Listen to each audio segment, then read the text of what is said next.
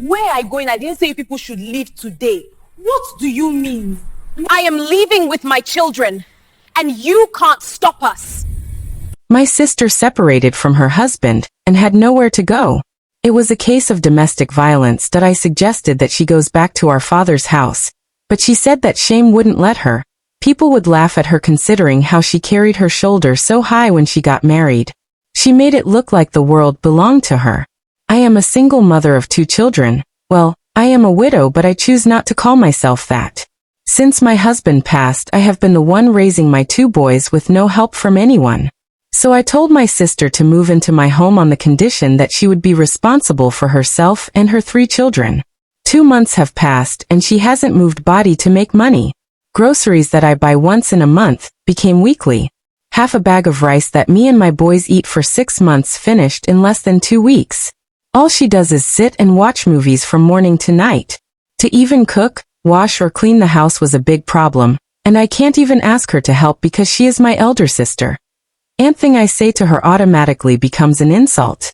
Each time I asked her of her plans on how to make money, she would tell me she was still thinking of what to do. Her children were not going to school because their father refused to pay their school fees, and my sister refused to hustle and pay for them. I ignored them too. Soon I began to look like the problem I created for myself. It's been 7 months of hell for me. One morning I woke up and realized that for 3 months I haven't sent anything into my rent account. This is something that has never happened for the past 8 years my husband passed. The load was too much for me and immediately, I knew I couldn't continue. I woke her up that morning and told her to prepare, because they would be leaving my house that weekend. She didn't say anything to me. She didn't even try to beg, instead she sighed and went to bed. Early the next morning they were all packed. I said by weekend, not today. You said we should leave your house and we are leaving. I offered to take them to the park, but she declined. I gave her some money and they left. In the evening my children came back from the barbing saloon and told me that they saw my sister's children around the estate, and they didn't even talk to them. I was surprised because they were supposed to be at home in my father's house. It was a neighbor that told me that she had moved in with our landlord whose wife stayed abroad with their kids. I tried to reach my sister to talk to her, but she never gave me that audience. Her children will see me and be laughing at me. No griting. People that I sheltered and fed for 7 months. I called my mother and reported to her, and what she said left me dumbfounded. Allow my daughter to live her life. After all, this is how another woman took her husband from her.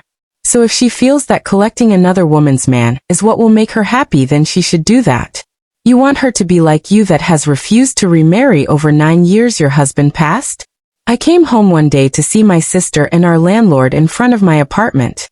They came to give me quit notice to pack out in 1 month. I laughed and reminded the landlord that I don't pay rent to him. I pay to his wife. The house is 3 houses built together, 2 for the landlord and 1 for his wife. Luckily for me, I am his wife's tenant. Oga landlord, maybe I should call your wife and tell her what's going on. He quietly dragged my sister and they left. A few months later, I was sleeping when I heard some noise. Apparently the landlord's wife heard that her husband was living with another woman, so she came home to see for herself. Unfortunately, she is the one funding the man and his useless lifestyle. The boys she brought beat up my sister and her children and threw them out of the house. I hurriedly packed a few things into my car and left the house with my children to my friend's place. I don't want her to come to my house with her baggage. And please, since it was almost dark. Just like I thought, they came and the neighbors told them that I had traveled. I heard they slept outside in front of my apartment and left the next morning. Good riddance to bad rubbish. Moral lesson. This story teaches that in life never confuse kindness with weakness. When you open your doors to help others, remember to set clear boundaries, because some people will drain you without remorse. Gratitude is not something you force, it is something people choose to give. And when they choose selfishness instead, walking away is not wickedness. It is survival. Help people, but don't lose yourself in the process. Thank you for listening to my story. This is Amaka of Amakasforum. If you are coming across my channel for the first time, please subscribe to support my growth.